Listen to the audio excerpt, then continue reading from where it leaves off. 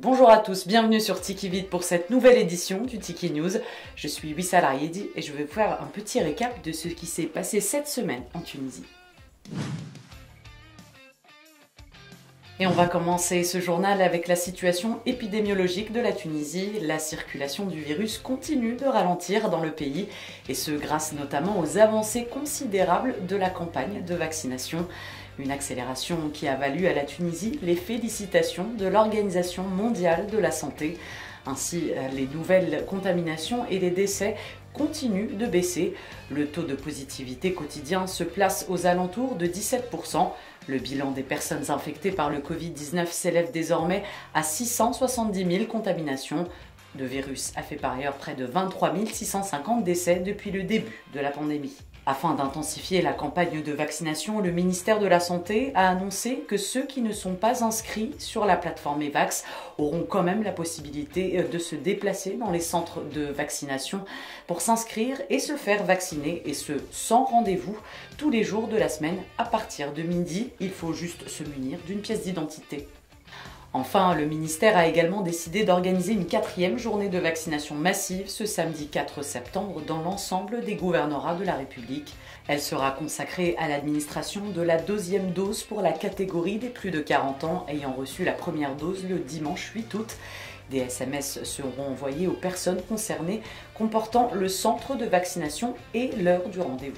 Pour le moment, plus de 5,5 millions de personnes ont reçu la fameuse injection anti-Covid, dont un peu plus de 2 millions ont reçu la 2e dose. En politique, cette fois-ci, le chef de l'État, Kais Saïed, continue de lutter fermement contre la corruption.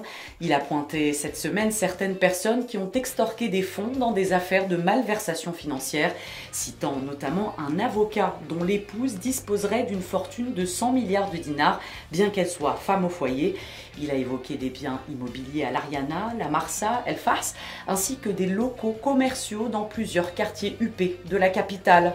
Lors de sa rencontre avec le bâtonnier de l'Ordre des avocats Ibrahim Bouderbella et le secrétaire général de la Ligue tunisienne des droits de l'homme, Bassem Trifi, le chef de l'État a indiqué dans une vidéo qu'un député de l'Assemblée a obtenu une somme de 1 500 millions de dinars lorsqu'il a occupé des responsabilités au sein de l'État et a mis ses biens au nom de son épouse, précisant qu'il dispose des documents le prouvant.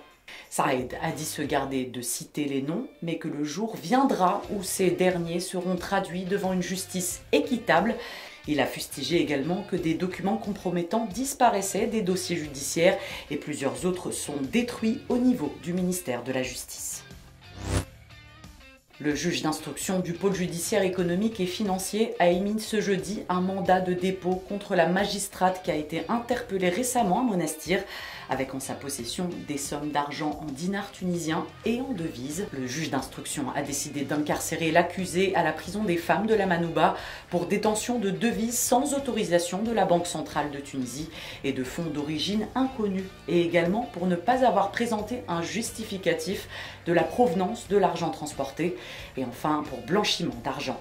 Le Conseil de l'ordre judiciaire avait décidé le 11 août dernier la levée de l'immunité de la magistrate en question, ainsi que sa suspension.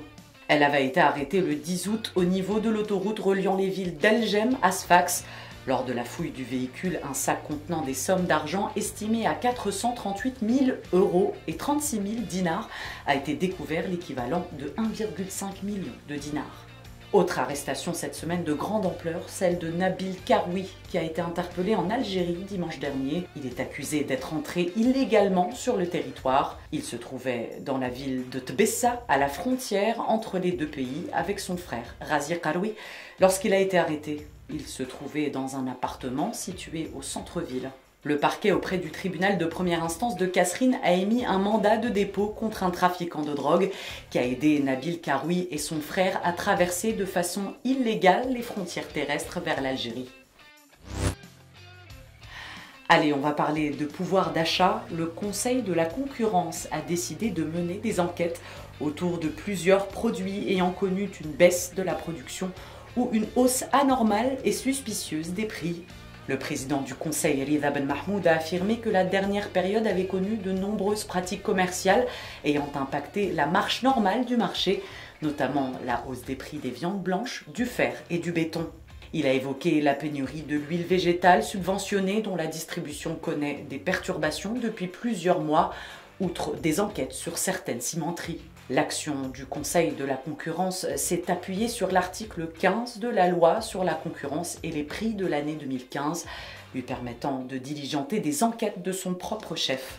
L'entrée en scène de cet organisme intervient suite au discours de fermeté affiché par Kais Saied, visant les spéculateurs contre lesquels il s'est engagé en faveur d'une application stricte de la loi. Dans le même sens, le ministère du Commerce et de la Promotion des Exportations annonce avoir plafonné les prix de vente des pommes de terre et des volailles depuis le mercredi 1er septembre.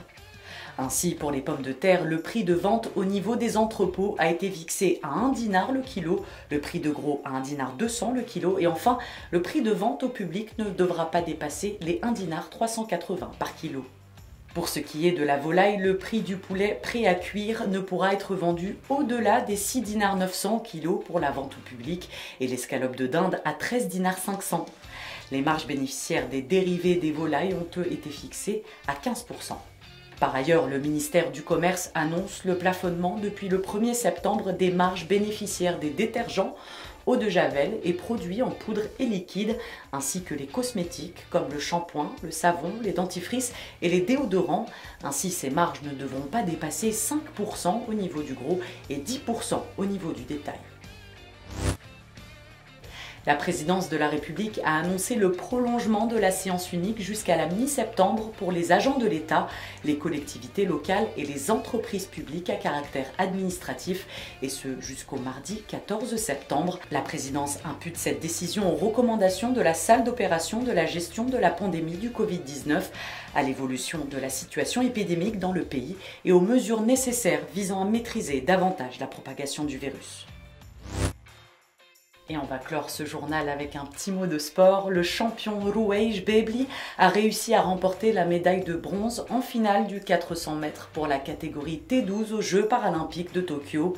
Ainsi, Jbebli termine sa première participation aux Jeux avec une médaille d'argent dans la finale du 1500 mètres et une médaille de bronze dans la finale du 400 mètres. La Tunisie totalise jusque-là 9 médailles, 3 en or, 4 en argent et 2 en bronze. Voilà, c'est la fin de cette édition. Merci à tous de nous avoir suivis pour ce Tiki News. On se retrouve la semaine prochaine, même heure, même endroit. Bye bye.